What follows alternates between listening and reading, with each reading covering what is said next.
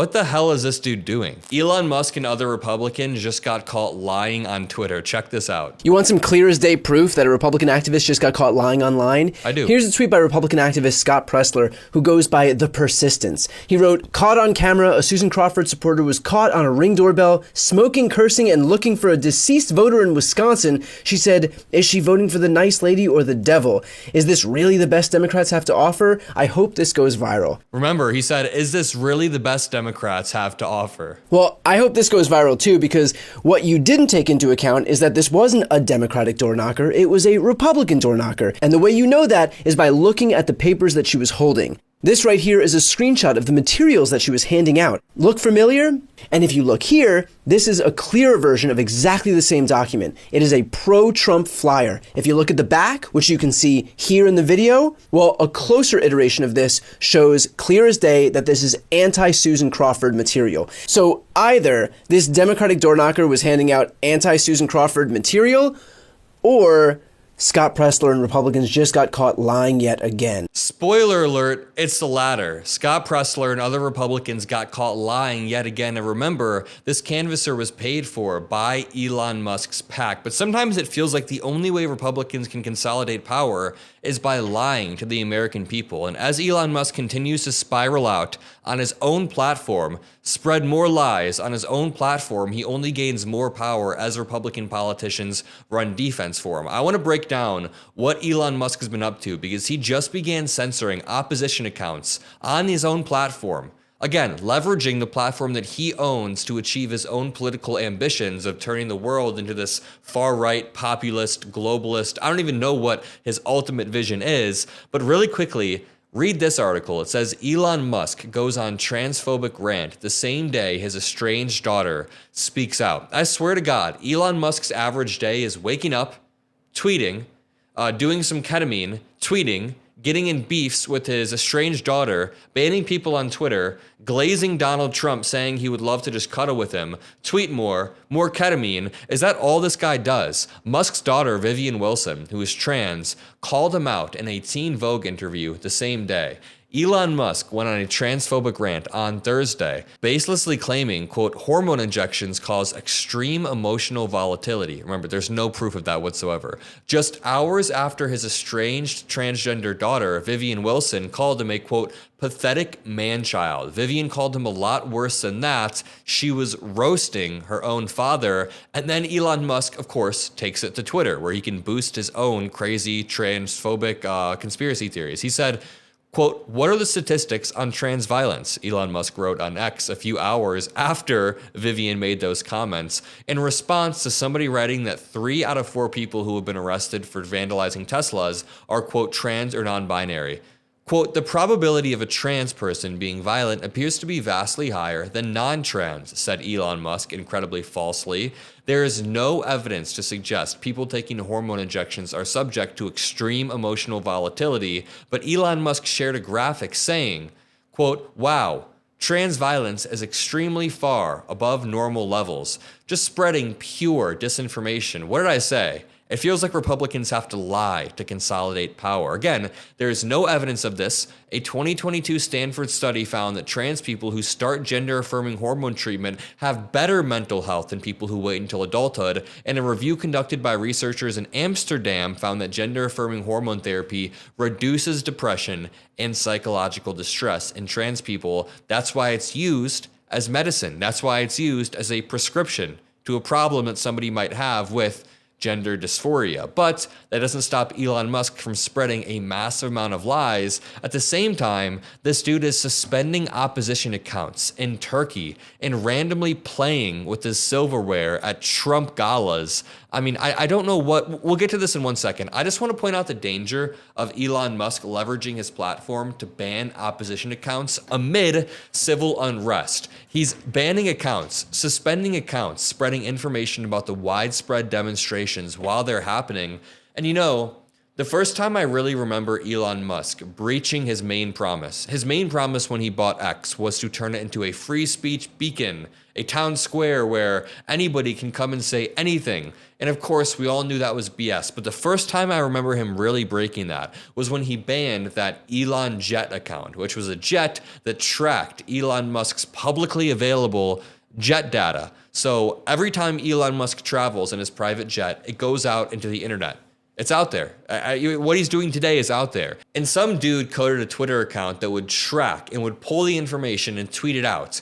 Elon Musk called it doxing and he had it suspended. And then when journalists from the New York Times, from the Washington Post, from CNN and other stations began reporting on that suspension, they were also banned in a clear act of retaliation. We also saw Ken Klippenstein get banned when he published the J.D. Vance dossier, or those J.D. Vance leaks from Iran.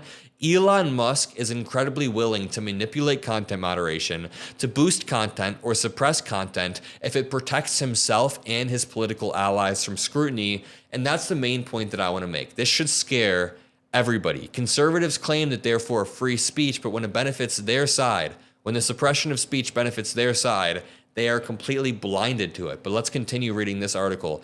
Elon Musk's social media platform X has suspended several accounts belonging to opposition figures in Turkey amid widespread civil unrest in the country. Musk, a self-proclaimed protector of free speech, said he acquired X to restore free speech on the platform.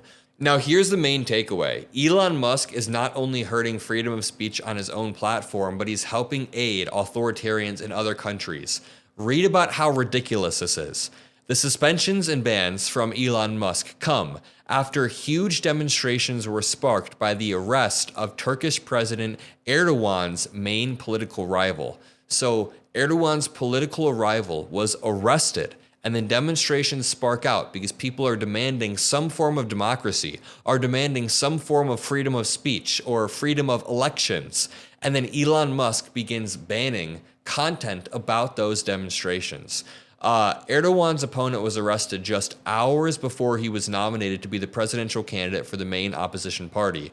The opposition protests have spread despite the government banning gatherings for 4 days. The government banned gatherings. Much of the opposition activity has centered around universities, and many of those connected to the demonstrations are now finding their X accounts suspended. This is absolutely sick. Elon Musk is using X to suspend democratic demonstrations across the globe. He's been doing this for a while, but now, after Erdogan arrests his political opponent, Elon Musk bans people. I mean, this should be a bigger story.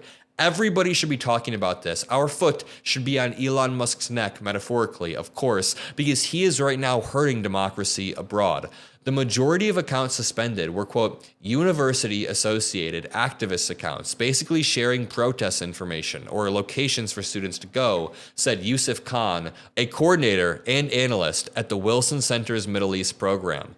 Many of the accounts are, quote, grassroots activists with their followings in the low tens of thousands, said Khan. Imagine some of the revolutions across history. Imagine South Korea turning into a democracy decades ago, but what's holding them back is a billionaire with a social media platform trying to suppress the demonstrations.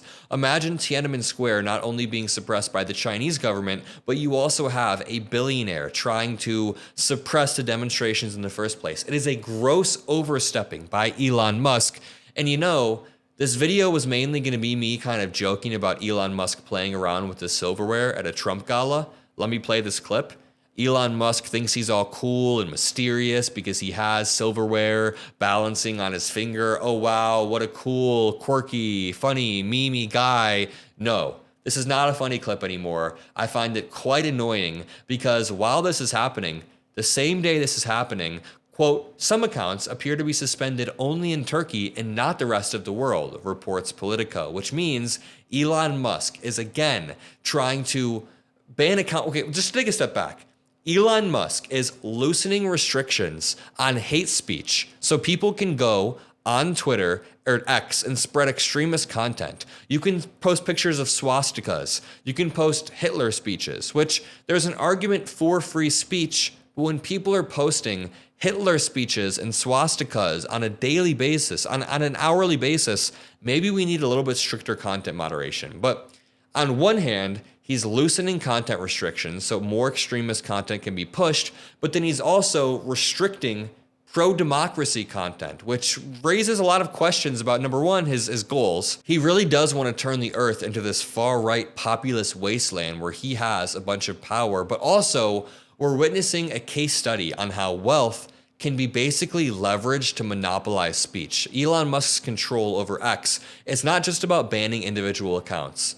It's not just about suspending certain activists. It's about reshaping the global information ecosystem to benefit his own far-right populist interests, if you pick up what I'm laying down. So we are witnessing some scary stuff right here. I mean, Turkey's interior minister said on X that authorities have found 326 social media accounts that are inciting hatred. Okay, so Turkey's interior minister, basically a propagandist, is saying, hey, Elon Musk had to suspend these people because they were pushing hatred. You can't push hatred on X. It's like, really?